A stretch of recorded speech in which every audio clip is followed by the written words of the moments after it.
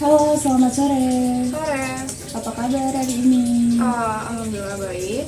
Oke, izinkan saya memperkenalkan diri terlebih dahulu. Nama saya Eka Yula Soleha, mahasiswi semester 3 Kesejahteraan Sosial Universitas Binawan. Nah, sebelumnya boleh Mbaknya memperkenalkan diri juga? Uh, Halo, nama saya Bibita Septiani. Kakak bisa panggil aku Septi. Oke, dengan Mbak Septi. Iya betul.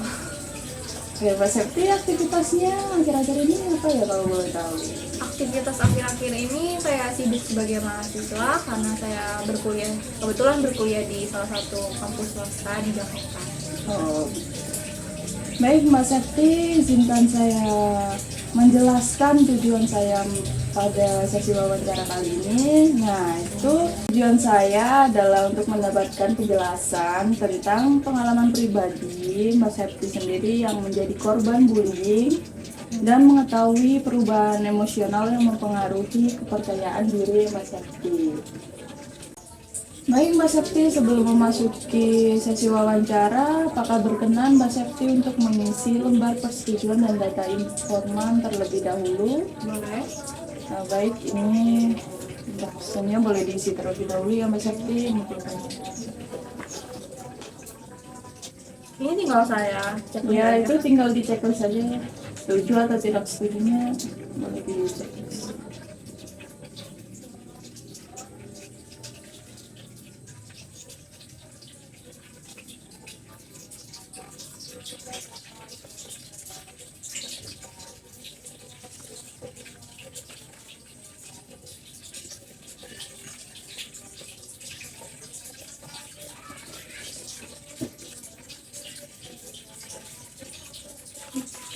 Oke, terima kasih Mbak Septi.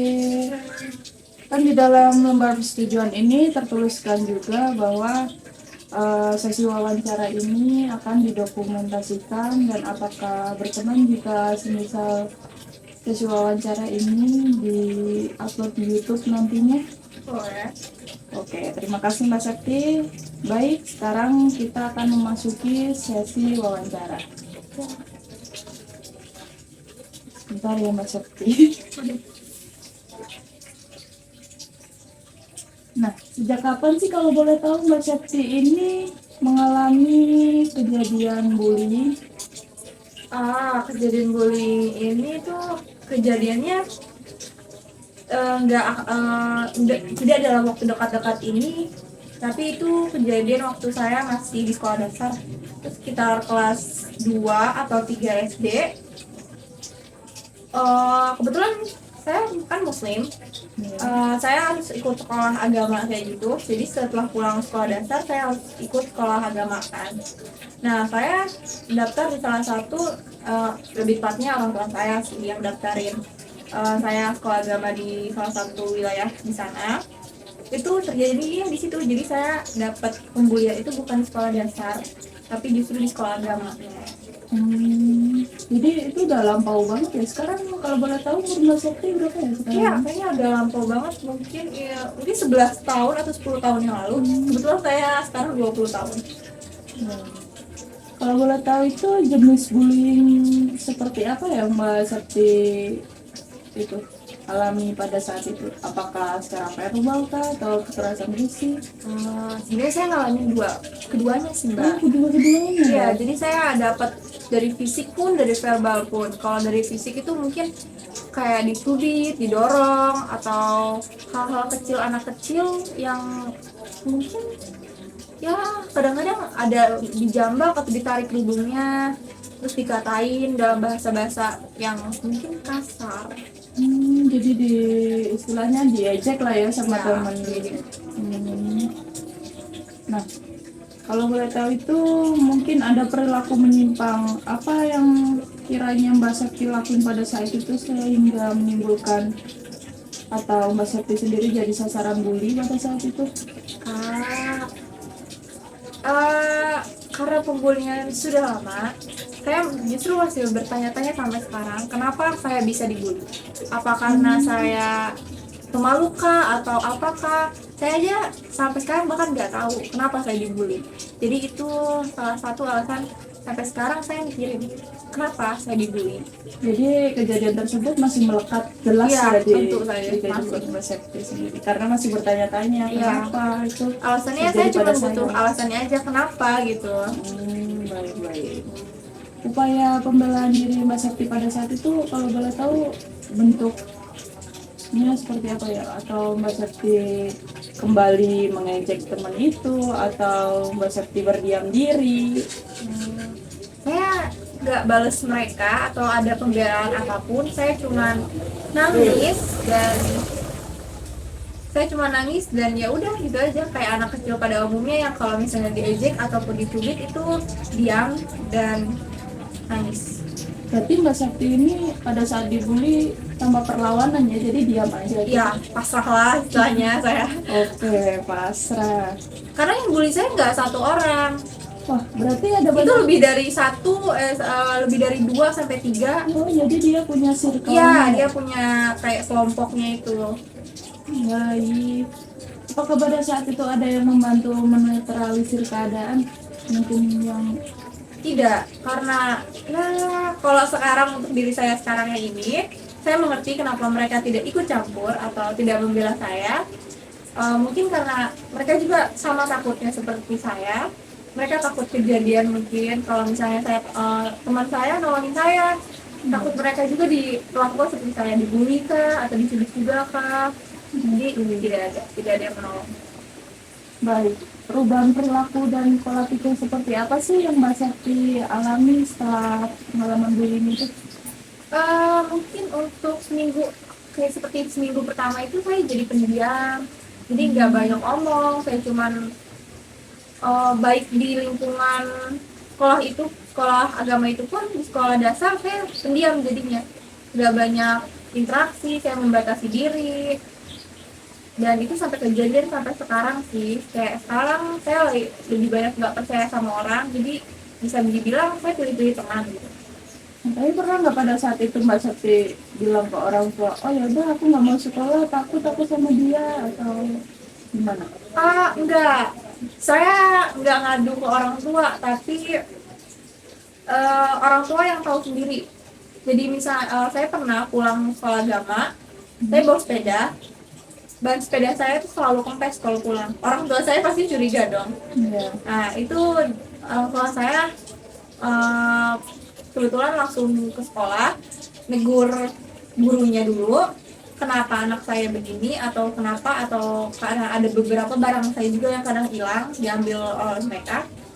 Jadi dari orang tua saya itu, dari pembulian itu sebenarnya tipis, jadi nggak ada lagi sebenarnya. Bisa dibilang nggak ada, cuman kadang-kadang mereka natap saya kayak ini yang mau ini, cuma mereka takut gitu kan. Jadi nggak ada lagi sebenarnya. Jadi naik ke kelas 3 di sekolah agama itu nggak ada lagi pembulian yang saya alami.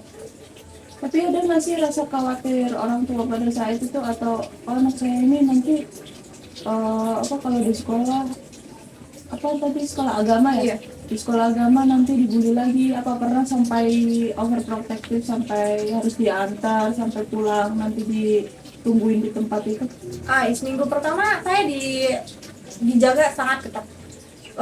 Karena orang tua saya tergolong sibuk dulu itu. Jadi kakak saya punya 2 kakak. Iya. Nah, kakak saya itu kakak kedua saya itu yang nganterin saya sekolah agama, dijemput pulang pergi. Jadi dulu kan saya berangkat sendiri. Setelah kejadian itu seminggu full itu saya dijemput, tapi setelahnya saya dibiarkan lagi sendirian. Itu ditungguin di tempat itu juga? Oh enggak, cuma dijemput. Cuma diantar ya, jemput doang. Oke. Berarti tindakan bullying itu dapat mempengaruhi pandangan dan kepercayaan diri Mbak Septi ya terhadap seseorang. Iya, tadi kembali lagi saya jadi pilih-pilih teman dan nggak banyak interaksi sosial mereka. Baik. Nah, apakah terdapat perubahan dalam tingkat kecemasan atau ketakutan yang sampai sekarang itu terjadi karena dampak bullying di masa lampau atau pada saat itu? Oh enggak sih kayaknya ya, karena Yang mungkin berpengaruh. udah lama, cuman mungkin ya tadi saya jadi pilih-pilih teman aja. Cuma dampaknya yang sampai sekarang itu pilih-pilih Ya teman. terus nggak naruh rasa besar kepercayaan sama orang lain gitu. Oke. Apakah Mbak Septi mengalami gejala-gejala depresi yang muncul sebagai respon terhadap pengalaman bullying? Enggak sih kayaknya. Saya nggak ngalamin depresi yang kayak gitu deh. Jadi masih aman lah ya. Ya, jangan. Tapi masih melekat juga ingatan. Ya lumayan. Oke Mbak Septi. Jadi bagaimana perubahan dalam pola tidur Mbak Septi atau kebiasaan makan mempengaruhi akibat pengalaman bullying itu? Ya karena sudah terjadi sangat lampau dan itu terjadi waktu saya masih anak-anak, saya nggak ngerti. Saya Udah cuma lupa ya? nggak, bukan udah lupa, saya nggak ngerti maksudnya. Ya udah, saya tidur dengan baik, makan dengan baik, saya nggak peduli Oh, jadi mereka udah- mau ya cubit saya atau apa, saya nggak ngerti waktu itu. Jadi kalau mau tidur ya tidur. Kalau mungkin sekarang kalau saya dibully mungkin depresi, mungkin saya udah ngerti tentang dunia kan, kayak depresi atau stres. Tapi kalau misal ini terjadi lagi di Mbak Septi yang sekarang, apakah Mbak Septi hanya akan berdiam diri lagi atau Oh, nggak coba enggak dong tentunya. Saya bakal lawan. Ada pengalaman di masa lalu dan itu menjadi Iya. pelajaran buat sekarang. Iya kan gitu, nggak boleh diam diri dong kalau misal kita ditindas. Ya pasti dong. Iya. Apakah rasa percaya diri kamu mengalami perubahan? Rasa percaya diri enggak ya kayaknya. Rasa percaya diri saya kan tetap gitu-gitu aja, maksudnya ya kalau mau berteman ya ayo, atau mau ada hal apapun ayo aja, cuman ya tadi saya pilih-pilih teman. Nggak bisa Walaupun percaya ayo 100%. ya, tapi ada batasannya. Oke. Gimana sih cara Mbak Septi itu mengelola dan mengatasi rasa emosional yang timbul? Sekarang atau dulu nih? Ya dulu dan mungkin sekarang perubahannya lebih Tadi rasa apa emosional? rasa emosional. Kalau dulu karena anak-anak saya ya udah main aja sama teman-teman yang bukan anak sekolah agama itu kan. Saya punya teman yang lain kan, jadi main aja. Jadi rasa emosional saya udah kayak main. Kalau sekarang mungkin masih sama, nggak kurang ataupun lebih. Ya sama aja. Mengatasinya dengan santai. Intinya nggak terlibat sama orang yang Iya, saya nggak terlibat dengan orang-orang yang membuli. pembulian. Oke. Kalau boleh tahu itu dukungan sosial dari keluarga itu teman atau orang terdekat dapat mengurangi perubahan emosional itu yang seperti apa? Dorongan dari orang terdekat. Dorongan dari orang terdekat mungkin tadi ya, kayak saya masih terharu dengan kakak saya yang nganterin saya pulang pergi, dia rela ngeluangin waktunya buat saya. Dukungan keluarga yang mungkin kakak saya yang nganterin saya ke sekolah agama itu salah satu dukungan yang saya dapat dan saya masih ingat sampai sekarang. Ya, saya sangat menghargai itu. Jadi Mbak Septi ini lebih dekat sama kakaknya yang kedua ya? Iya betul. Kalau boleh tahu sama orang tua? Oh, Kedekatan. deket kok, sama aja semuanya rata. Cuman mungkin karena yang kedua sering main. Dari kecil ya. udah bareng. Iya betul. Oke Mbak Septi, sekarang kita ada di penghujung sesi wawancara ini. Terima kasih atas waktu yang diluangkan. Mungkin nanti kalau ada informasi atau data yang kurang, apakah boleh saya menghubungi Mbak Septi lagi? Oh boleh, tentu saja boleh. Kapanpun itu? Iya kapanpun itu. Tidak akan mengganggu waktu Mbak Septi kan? Oh enggak kok. Oke, terima kasih Mbak Septi atas waktunya. Saya pamit undur diri dulu. Mbak Septi, terima kasih. Terima kasih Mbak.